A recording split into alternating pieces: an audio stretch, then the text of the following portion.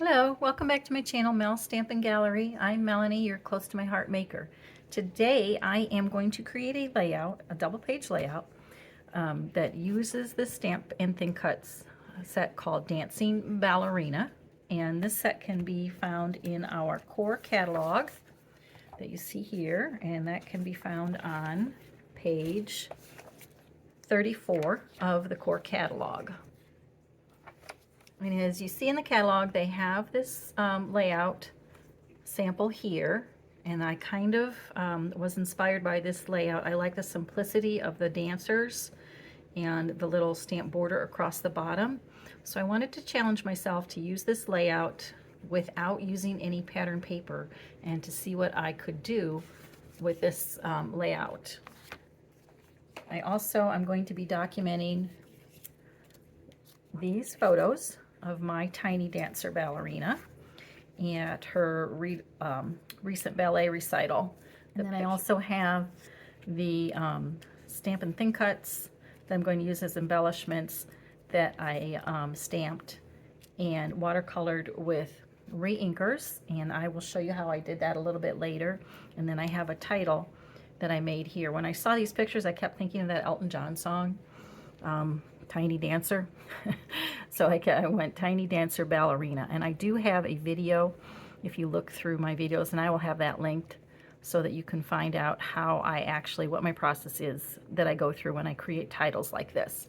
So I'm going to clean this up. I'm going to bring in my white daisy cardstock and go ahead and get started. Now, as you can see, I've started to arrange my pictures the way I want them, and I did go ahead and mount them. I printed them all with a white border, but then to make them pop off the page, because like I said, I don't want to trying to use no pattern paper. So I did mount them on, or mat them on the black cardstock. And I think these photos are going to go somewhat like that. Now for the background, what I decided to do was use one of these large stencils that you can find in the core catalog. On page 86 and 87, they have the different stencil sets here. And this one comes from the Stencil Pack 2. It has 3 designs, and they're each 12 by 12. So I wanted to use this floral one to create my background. I've gone ahead and I've brought in my all-purpose mat and a piece of my 12 by 12 white daisy cardstock. And I'm going to go ahead and put my stencil on top. And I've got that repositionable pink tape that I can put down in each corner so it doesn't move around.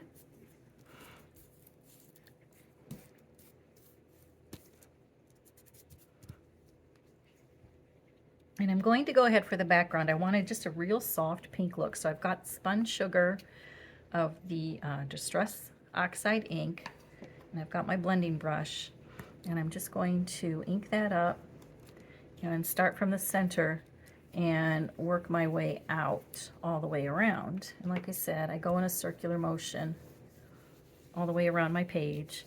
And the nice thing about the Distress Oxide is you can kind of layer it and make it, and build up the layers to make it as dark or as light as you would like. And I just keep going around in circles around my cardstock until I get the depth of color that I want.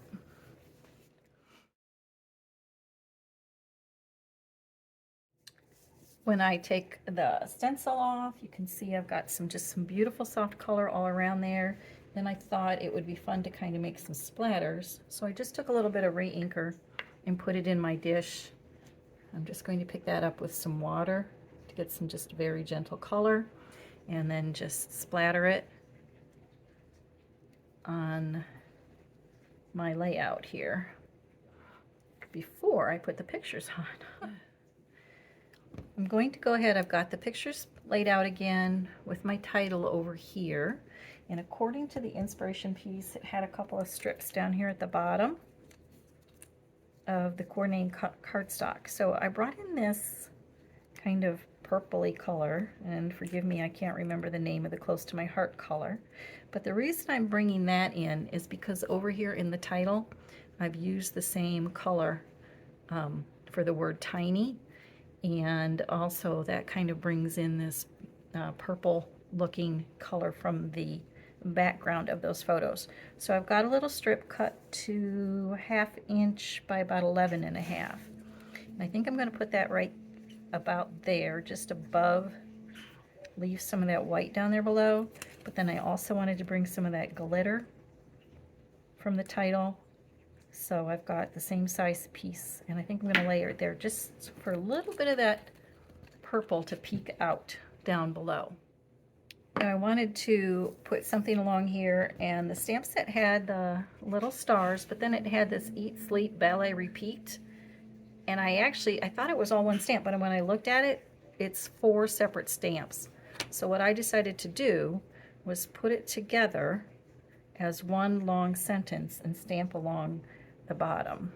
So I'm going to stamp in the coordinating pink color, and I've got it mounted on my acrylic block. So I'm just going to press down and stamp.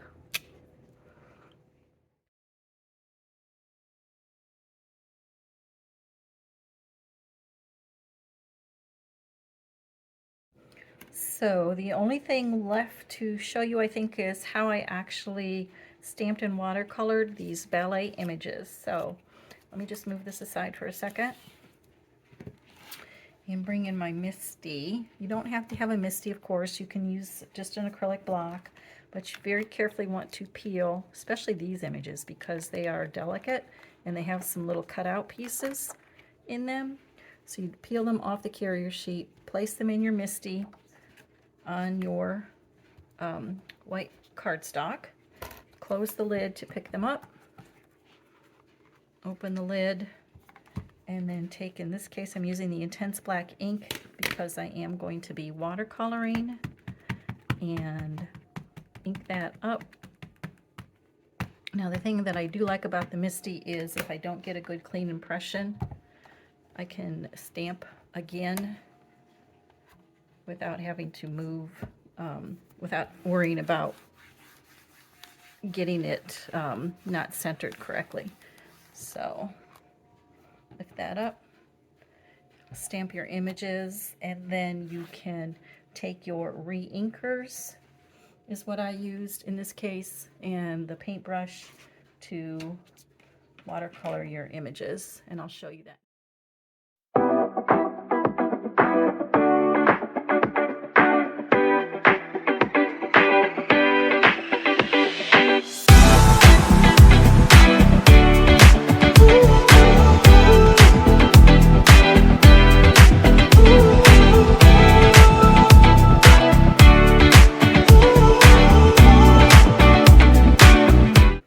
Now that I've got all that stamping done, they had these nice little words and sayings as part of the stamp set. So I've peeled them off, and I'm just going to place them around my layout where I think I might want them.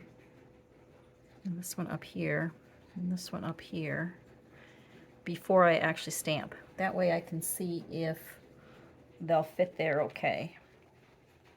And then the 5, 6.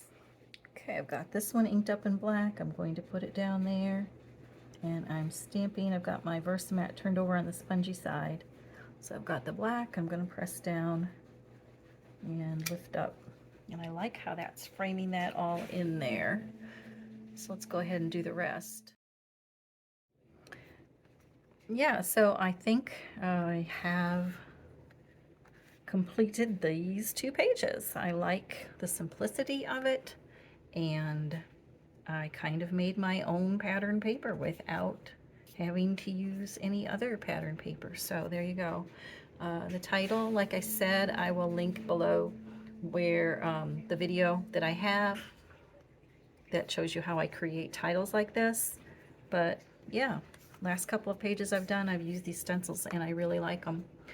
So there you go. If you're still with me, thank you so much for joining me and taking time out of your day to watch my videos. If you like this video, please be sure to give it a thumbs up And be sure to, excuse me, be sure to subscribe to my channel and hit that notification bell so you are notified every time I upload a video. All supplies are linked in the description box below, and you will be able to find the still shots of these layouts on my Instagram and Facebook pages, which are also linked down below. So thanks again for watching. Bye bye.